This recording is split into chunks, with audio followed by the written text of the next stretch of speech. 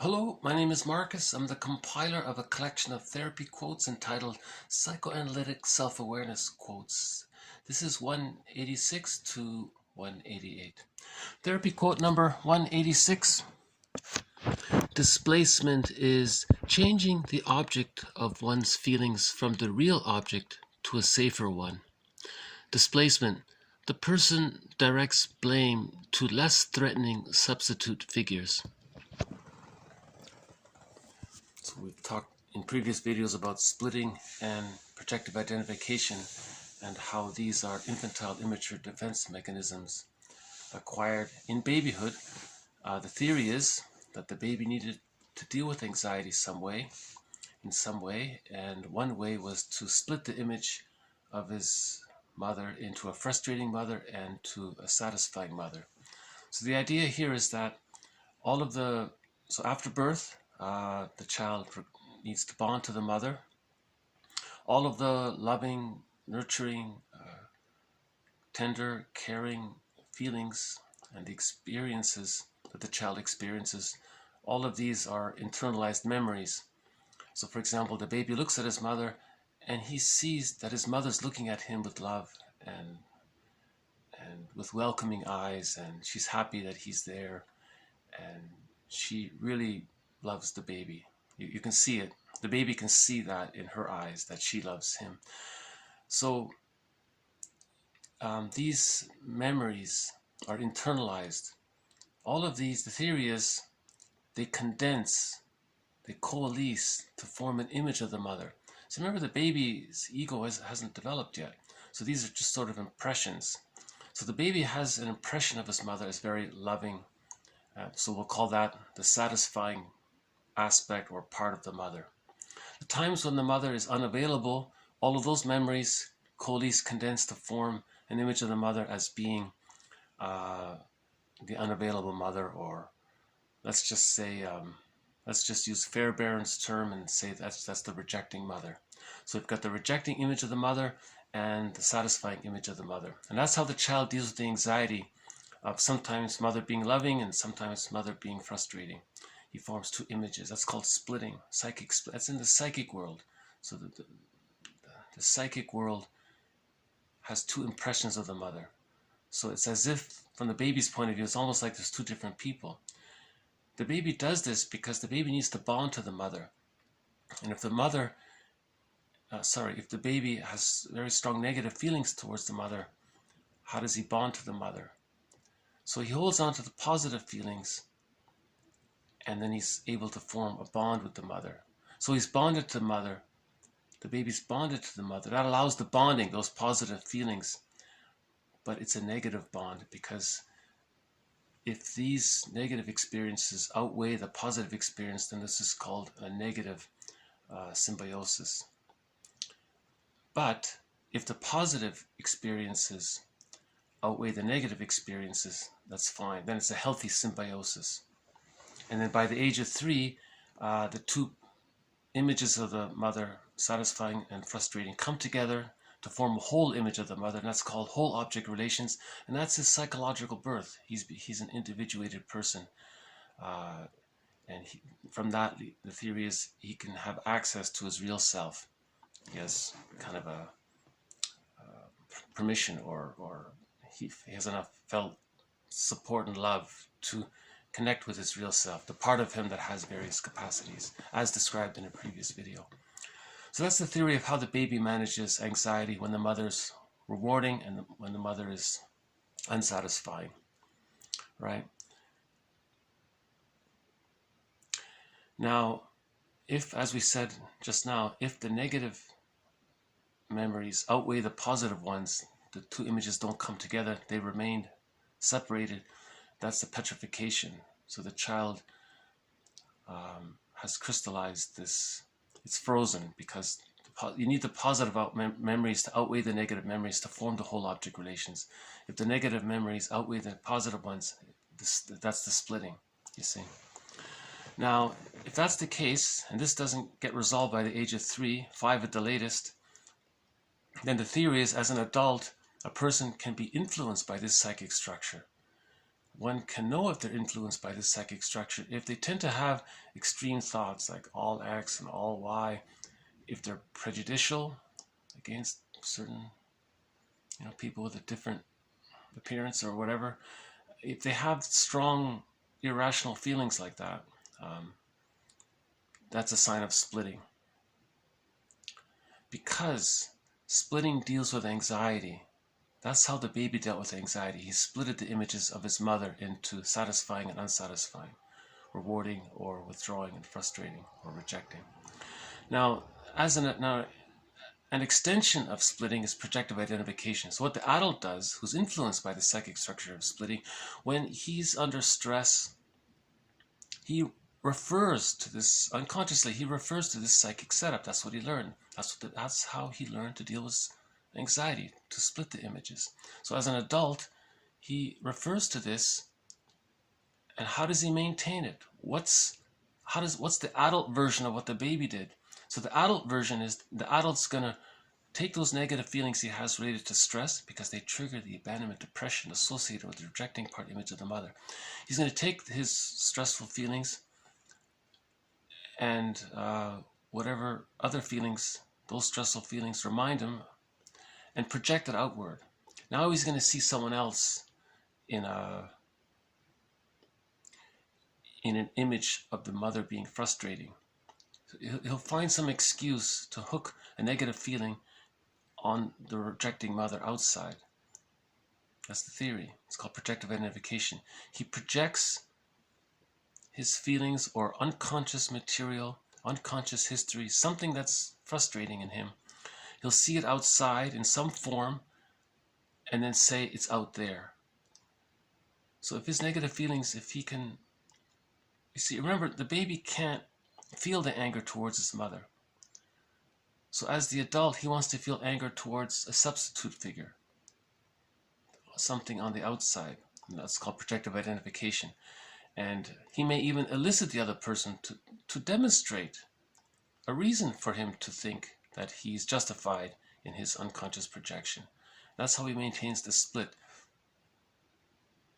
A previous video covered the connection between splitting and projective identification. In other words, projective identification is you're externalizing these feelings, and that's reminiscent to what the baby did. He externalizes negative feelings this way, the adult externalizes his feelings that way. It still maintains the split. A convenient way of saying this, maybe a shorthand for all of this, is displacement. Displacement is changing the object of one's feelings from the real object, that's the mother, to a safer one, that's the scapegoat. Okay, once again, the person directs blame to less threatening substitute figures. So that's the splitting operation at work. You see how, if you see why this is dysfunctional, why this is called arrested development, because he's not living, he's distorting reality.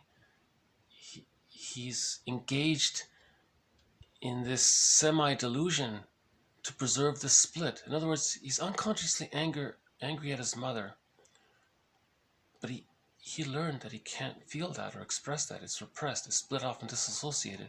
So then he finds himself prejudiced against something or someone else. Where does that come from? He may know nothing about. It doesn't matter. He'll create it or invent it or manufacture it or cherry pick or fantasize it if he has to. He needs something on the outside to represent his frustrating mother, so he can so he can not deal with the feelings that he had towards his original mother in babyhood. You see, that's because of the psychic structure. That's why psychotherapy is about healing psychic structure. Unhappiness is a malady of the personal synthesis. These two parts didn't get synthesized. It's supposed to get synthesized by the age of 3, but they didn't. So it's a malady. Now he's projecting it outwards. And that's why we said in the previous video, this is the theory of prejudice from the object relations point of view. The person directs blame to less threatening substitute figures. Basically, anybody out there is less threatening. The most threatening thing for a baby is the mother when the mother's not there. What else is more threatening, really? I mean, in daily normal living, right?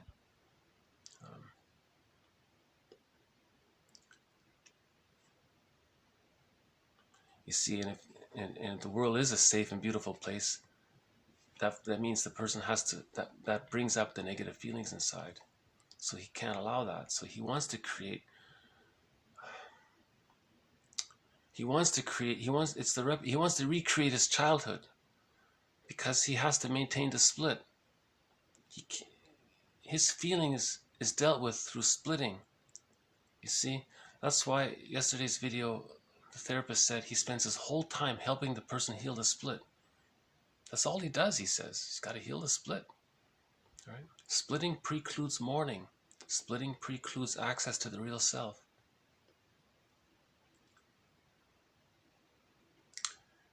That's tied in with the next one, 187. Scapegoating, a way of expressing aggression in which the aggression is diverted from an original source to a substitute one. So prejudice, scapegoating, that's pretty much the same thing. It's the same mechanism. Diverting aggression from the original source, the mother, but split off, repressed, he doesn't know it, to a substitute one. So in other words, trolls and people we call bullies and people who have the sociopathic pattern and all these other wounded, they're dealing with unconscious anger at the mother. They had to use splitting as a baby to deal with the anxiety. It could have been prenatal trauma, birth trauma, situational trauma, developmental trauma, intergenerational trauma, trauma with siblings, trauma with other family members, trauma with the dentist trauma, getting the tonsils out. There's a whole school shock. There's so much going on that can cause a child to adopt the defense mechanism splitting. And if it's too much, it doesn't get healed. So that's why we have people expressing irrational anger towards innocent others. They're looking for safe substitutes to project on, to deal with the pain to deal with the anxiety. That's the template of how to deal with anxiety. In other words, we're talking about the template to deal with anxiety.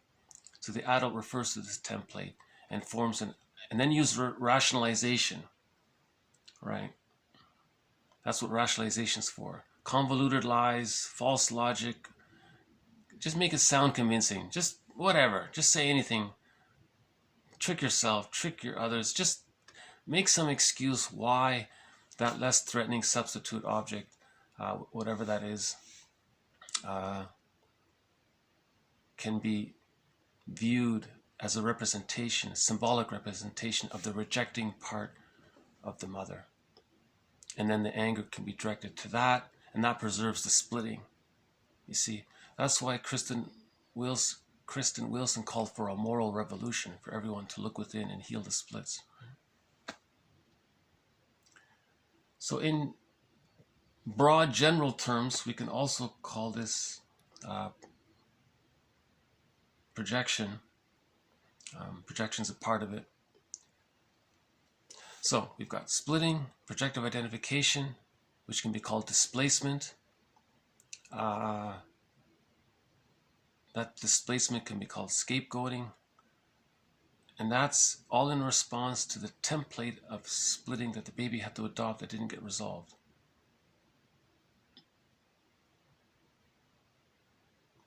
(188) was just a brief follow-up. False feelings and impulses that cannot be faced or tolerated in oneself are attributed to others. So that's sort of the broad general term for projection, but that's an overused term, so we need to break it down, unpack it a little bit. Okay, feelings, wounds, unmet wishes, unmet needs, all that can't be faced or tolerated, all that happened in childhood, then we externalize it, blame it on someone else. so that we can direct our anger towards that someone else, because that's the template the baby adopted to deal with the anxiety of mother being loving sometimes and mother being frustrating sometimes, with the end result being that the frustrating memories outweighed the positive memories, and the healing couldn't take place. The synthesis couldn't take place. Okay, so this has been TQ 186 to 188. Adding, hold on a sec, hold on. Oh, that was too quick. No, I don't think it showed up. The blue jay appeared just for a brief second on the table and he took right off. He notices my movements. If I move to take a photo of him, he might fly off sometimes. The bird's distracted with the traffic as well. So we're including displacement as we're adding our vocabulary to understanding how immature infantile defense mechanisms operate. This has been 186 to 188. Thank you once again. More next time. Bye for now.